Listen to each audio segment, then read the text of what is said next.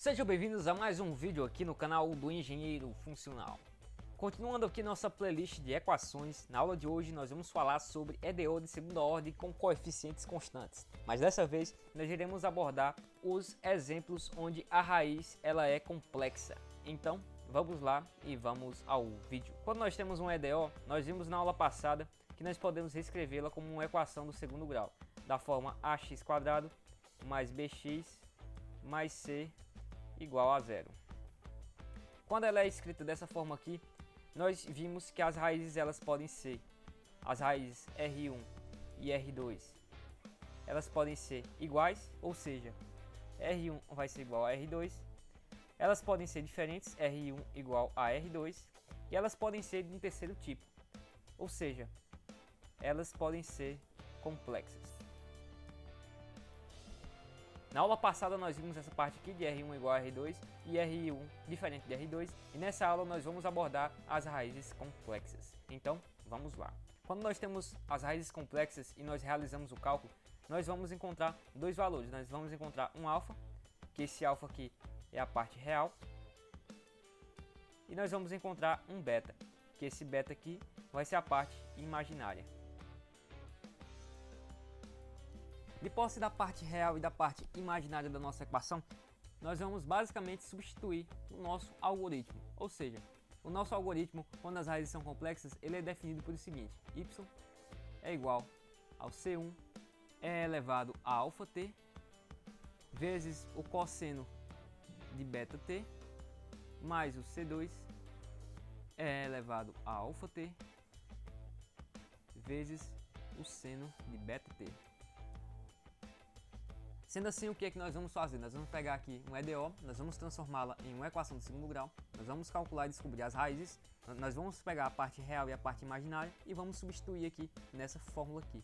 Quando nós substituímos, nós chegamos ao final e nós encontramos a nossa solução. Sendo assim, vamos para o nosso exemplo. No nosso exemplo 1, nós temos essa seguinte situação. Nós vamos pegar agora a nossa equação característica.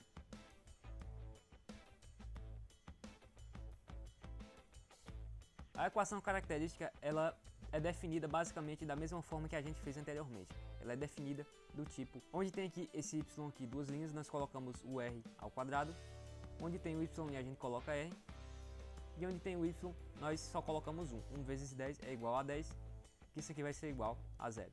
Sendo assim, nós acabamos de encontrar aqui nossa equação característica. Depois nós vamos extrair aqui os valores.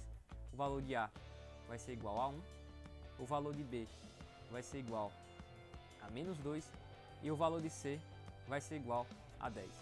Depois disso, nós vamos pegar e nós vamos realizar o cálculo aqui da nossa equação do segundo grau.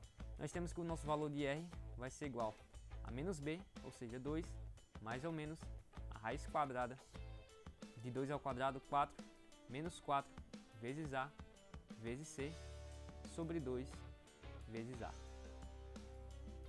Quando nós resolvemos aqui, nós temos que R é igual a 2 mais ou menos raiz quadrada de 36 negativo sobre 2.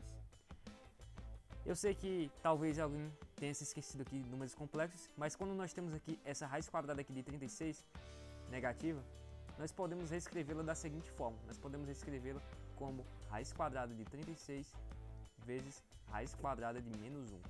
Esse menos 36 aqui vai ser a nossa parte imaginária. Sendo assim, nós fazemos aqui a raiz quadrada de 36, que nós vimos aqui que é igual a 6, e essa raiz quadrada de menos 1 nós vamos chamar de i, ou então de j. Como muitos aqui são da engenharia, vocês podem chamar tanto de i como de j. Sendo assim, resolvendo aqui a nossa equação, nós temos que r é igual a 2 mais ou menos 6i dividido por 2. Depois disso é só encontrar as raízes, ou seja, o R1 vai ser igual a 2 mais 6i sobre 2 e o R2 é igual a 2 menos 6i sobre 2. No final, isso aqui, quando nós dividimos tudo aqui por 2, 2 dividido por 2 é igual a 1 mais 3i, e quando nós dividimos aqui tudo por 2 fica igual a 1 menos 3i.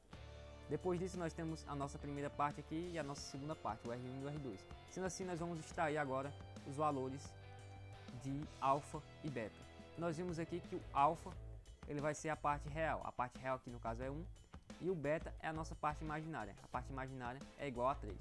Você deve estar dizendo, ah, mas aí você tem um mais e aqui você tem um menos, por que foi que você colocou só o 3? Basicamente porque quando nós jogarmos aqui nessa solução aqui, nós vamos ter o cosseno de beta t e o seno de beta t, ou seja, os sinais eles não vão interferir no nosso resultado final. Como eles não vão interferir, nós apenas deixamos aqui o valor positivo, pois fica mais simples e mais fácil de resolver. Depois disso, só nos resta substituir na nossa equação da solução. Sendo assim, o nosso y vai ser igual ao C1 elevado a alfa t vezes o cosseno de bt mais o C2 elevado a alfa t vezes o seno de bt.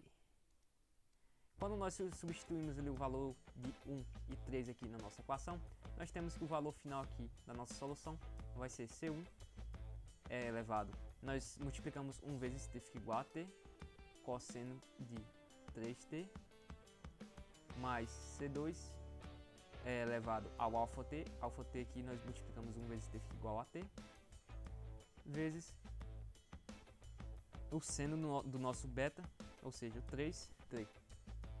E com isso nós chegamos aqui ao final do nosso exemplo. E essa aqui é a forma que nós calculamos as nossas equações diferenciais quando ela envolve exemplos complexos. Espero que tenham entendido e que tenham gostado do vídeo. Chegamos ao fim de mais um vídeo aqui no canal do Engenheiro Funcional. Se você gostou, peço por favor que curta, comente e indique para os amigos.